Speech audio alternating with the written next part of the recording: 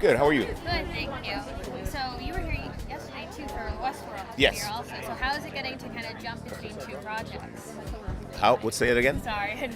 How is it getting to kind of jump between two very different projects? Well, I guess the common thread between those two projects is me. So it's just just a normal normal situation. I do different projects, and I do projects, or I try to do projects that complement one another.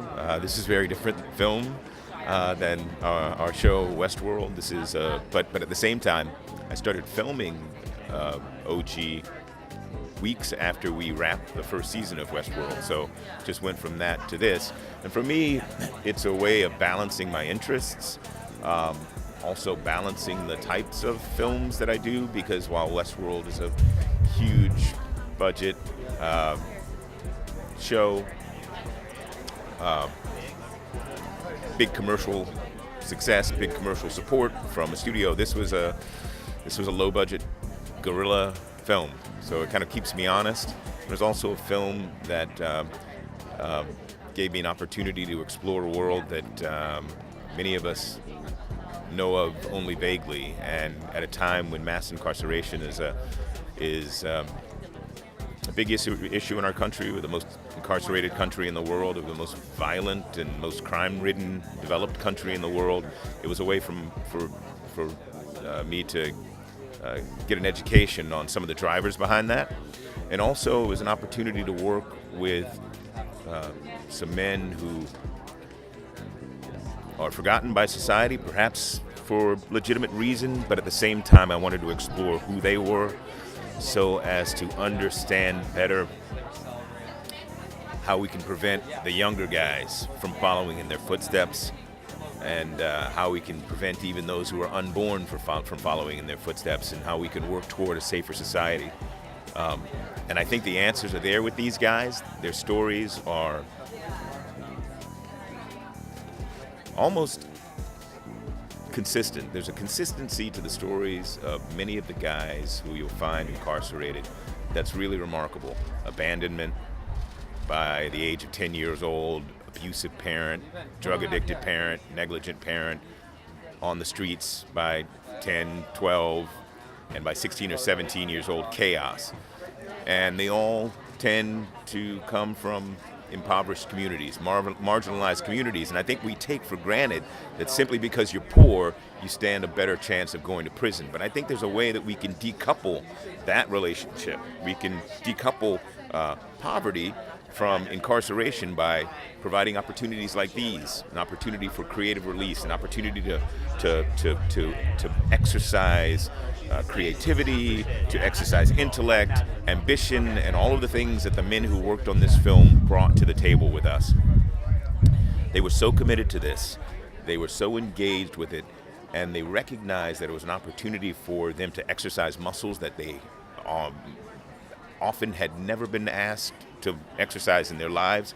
It was an opportunity to show that they were better than what was expected of them by society. I asked one gentleman before we started filming, why do you want to be a part of this? He said, I got a 7-year-old daughter on the outside, and I want her to know that I'm better than this.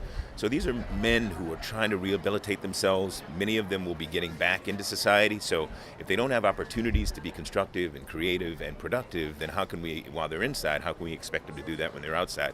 And that's not to delegitimize the grief that they've caused families and victims and other harmed parties, or the damage that they've caused. But at the same time, if we don't humanize them, understand them, then we'll never be able to create solutions that will protect victims in the future. So it was a wonderful exploration, and it was a wonderful project, and wonderful collaborative partners that we found, not only in the men who were incarcerated, but in the correctional officers who were involved, and the administrators that were involved. It was a special piece for me.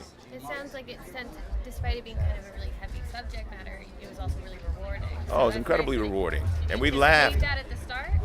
Well, yeah. I didn't go in it because I didn't go into it because I wanted to be debilitated by it. I was certainly hoping that we could build something positive, that we could build something good.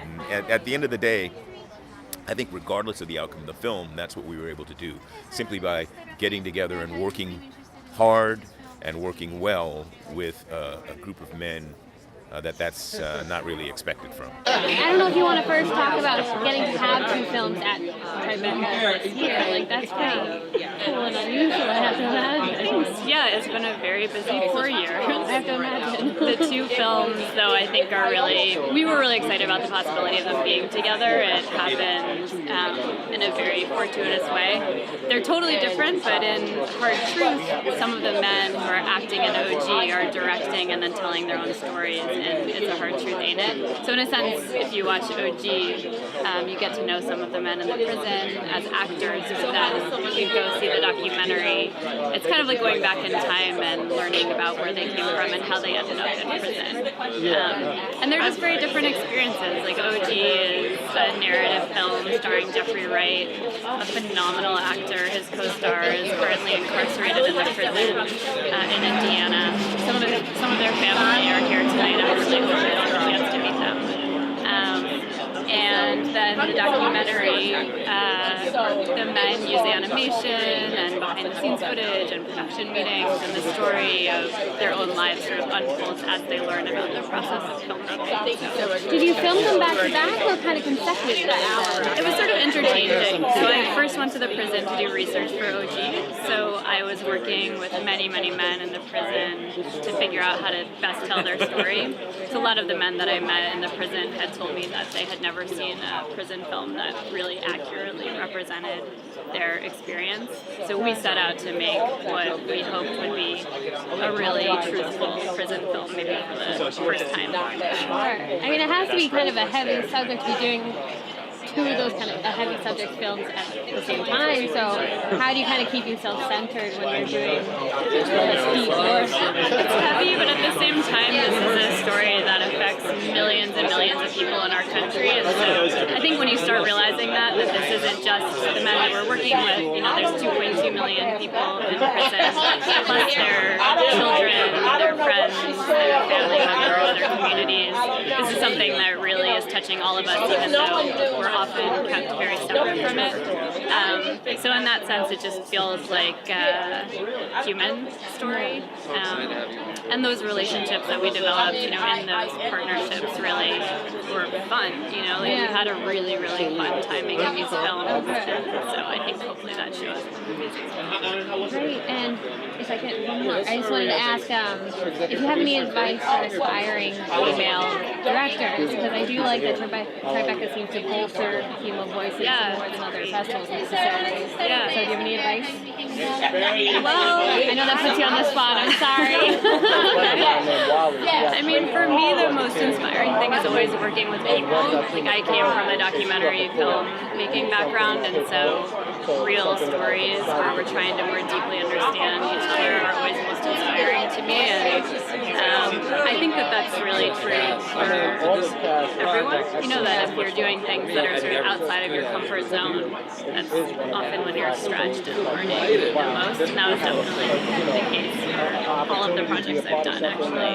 Yeah. So, I don't know. I mean, for me, it's just finding challenges. And I guess that would be true whether you're a man or a woman. I mean, as a woman working with an nearly entirely, and mostly incarcerated male cast, I can definitely speak to the value of doing things that feel new, that feel fresh and collaborative, and where you're bringing people together for unlikely partnerships. Well, I got attached a little late. It was after the project was done. A friend of mine named Wally, he introduced me to Madeleine and the team, and we spoke on the phone. And after looking at the project, both of them, and seeing what was done, and it's something that's dear to my heart because I know that there needs to be change. And I just loved what Jeffrey brought out in the character because it hit home, and I can see a lot of similarities of what he portrayed and what actually goes on in prison.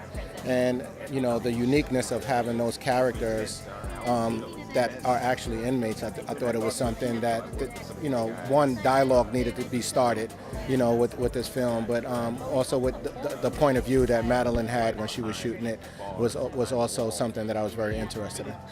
And was there something about the timeliness of it and the really important significance of the story you told that I'm not saying the timeliness, because I think that the mass incarceration problem is something, isn't just now. So, but I think it's something that needs to be brought to the forefront in films like this. At least start the dialogue.